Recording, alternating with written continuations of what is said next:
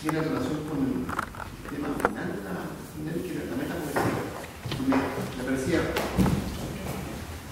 un tema muy relevante, que también me lo puedo también no solo cerrar, sino eventualmente abrir el final, por los que están organizando y pero debo confesar que la propuesta de cambiarme a esta otra temática que tiene que ver más directamente con la dimensión política de la poesía de Gonzalo Rojas me pareció igualmente atractiva. Sin embargo, yo tengo un pequeño defecto que espero que ustedes toleren. Aunque traiga algo escrito, nunca sigo la pauta del escrito, procurando en la medida de lo posible dialogar con lo que se ha hecho antes. En este caso estaba escuchando los poetas precedentes y estaba pensando que claramente hay huellas generacionales y epocales muy marcadas, y sin embargo esta dimensión de incomodidad sociocrítica que es tan común a nuestra poesía, la chilena, quiero decir, permite descubrir una pauta conectora entre esos discursos tan distintos. Entonces procuraré, al examinar esta dimensión política en la poesía de Gonzalo Rojas, admira eso. Si fracaso o no, lo veremos, ¿verdad? Pero es algo que decidí a última hora. ¿Con qué quisiera partir? Quisiera partir con la idea siguiente. En realidad, creo que Gonzalo Rojas tiene una relevancia política, parte de su poesía, pero también de sus gestos. Por ejemplo, a mí me parece muy expresivo el gesto de haberse demorado tanto en publicar. Ustedes podrán decir, ¿por qué tendría que tener una resonancia política? Pues porque, de alguna manera, ya entonces, cuando él era joven y luego maduro, se hacía notar y sentir en Chile el peso de una suerte de convicción, según la cual el poeta activo es el poeta que publica. Y ser activo era equivalente a ser productivo. La palabra productivo, de hecho, tan usada por los economistas y por la gente que estudia los niveles de desarrollo de los países, se aplica también, curiosamente, en una poesía que yo creo que es abusiva, al terreno literario y al terreno artístico.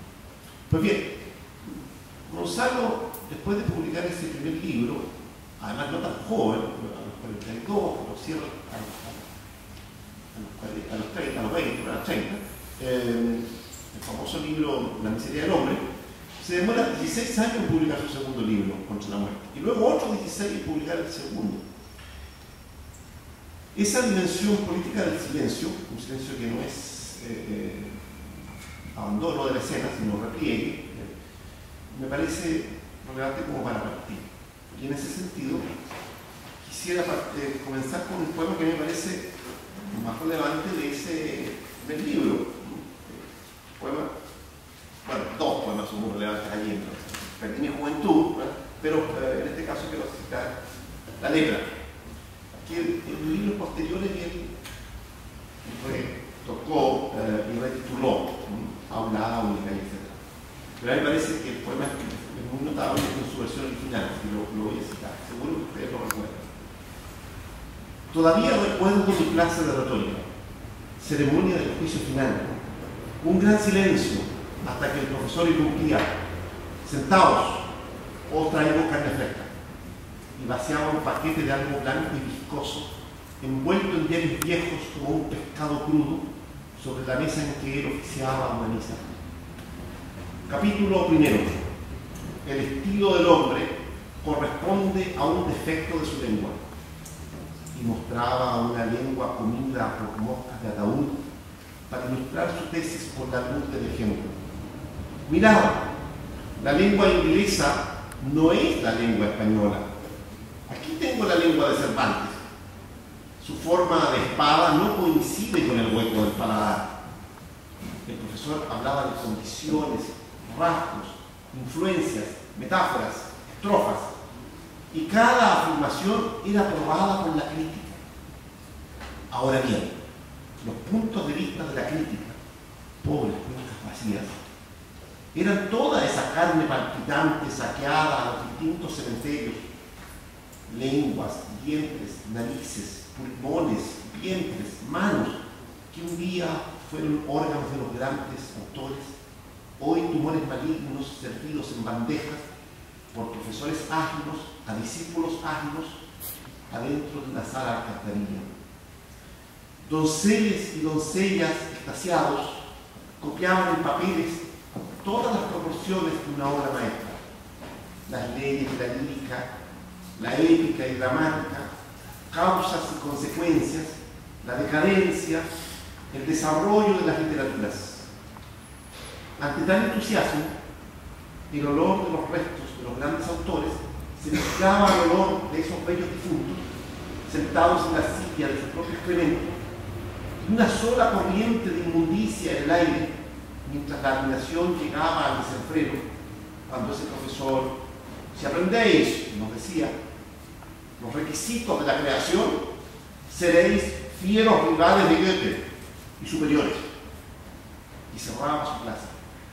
Guardaba todos los despojos nauseabundos en su paquete y con la frente en alto, coronado en laurel por su buen éxito, nos volvía a la espalda como un dios del Olimpo que regresa a su concha. Todavía recuerdo mi clase de retórica, en que la vida y la belleza eran un plato de carne podrida. Yo tuve que cortarme la lengua en la raíz para librarme de la lepra.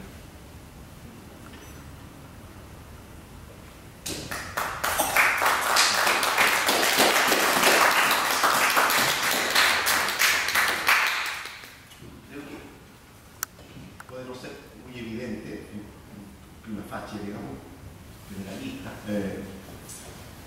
la dimensión política, la dimensión sociopolítica, pero a poco que uno lo recuerda y lo relee, percibe que es muy claro allí en él que el poeta está disgustado no solo con un profesor particular, sino con un establishment, ¿verdad? Con una dimensión de la literatura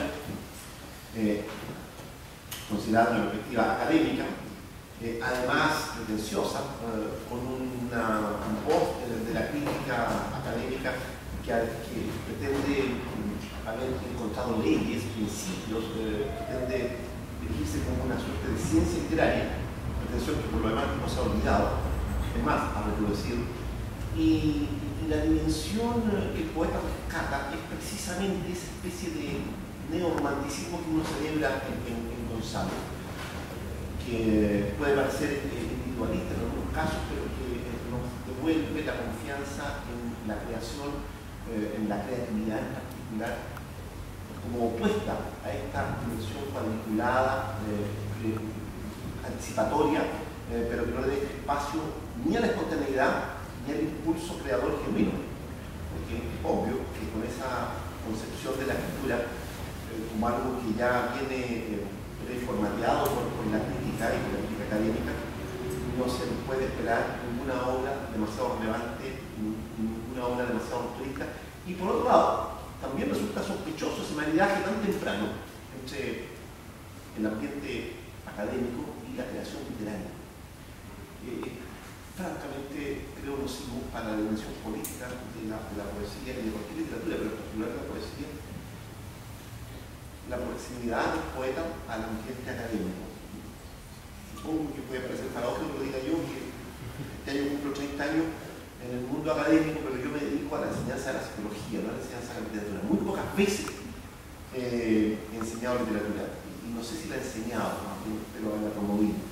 Bueno, en fin, ahí teníamos nosotros un poema, yo creo, inicial, pero debo también contar que mientras escuchaba a los que me precedieron, me fui deprimiendo un poco porque descubrí que me iban a quedar muy pocos textos que citar, porque citaron exactamente algunos de los que yo pensaba citar. Bueno, pero no los voy a aburrir, no se preocupen, improvisaré con otros.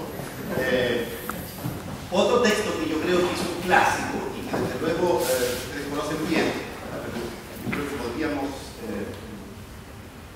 leer también de todas maneras por la dimensión social, sociocrítica que implica, ¿verdad? Pero es un gran poema, tal vez el poema más recordado de Gonzalo, bueno, si alguien lo tiene en otro libro me lo pasa. Me refiero a Carbón, ¿verdad? Pero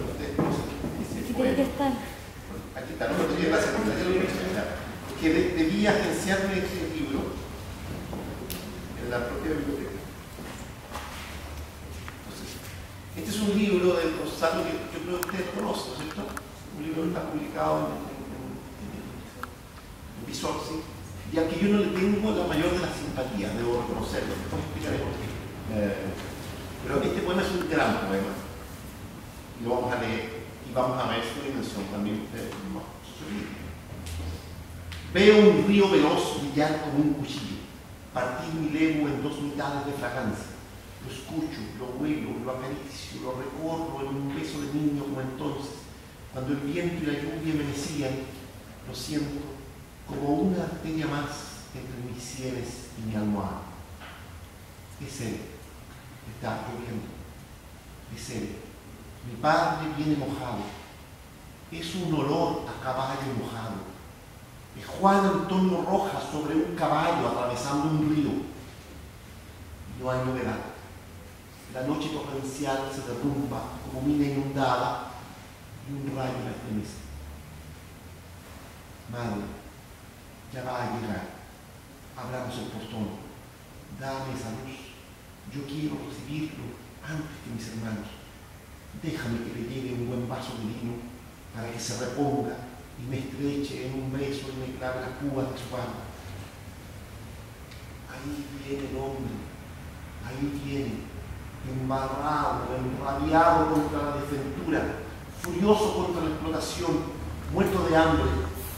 Ahí viene debajo de su poncho de casquillo. Ah, mi nieve inmortal, esta es tu casa de roble que tú mismo construiste. Adelante, te he venido a esperar. Yo soy el séptimo de tus hijos. No importa que hayan pasado tantas estrellas por el cielo de estos años, que hayamos enterrado a tu mujer en un terrible agosto, porque tú y ella estáis multiplicados. No importa que la noche nos haya sido negra por igual a los dos. Pasa, no estés ahí mirándome sin verme debajo de la lluvia. Bueno,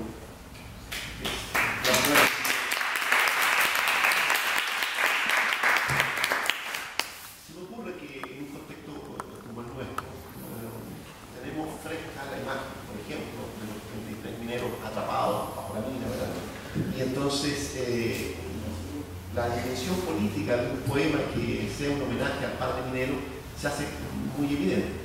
Pero hay un segundo nivel que no es tan obvio, y yo creo que vale la pena recalcar.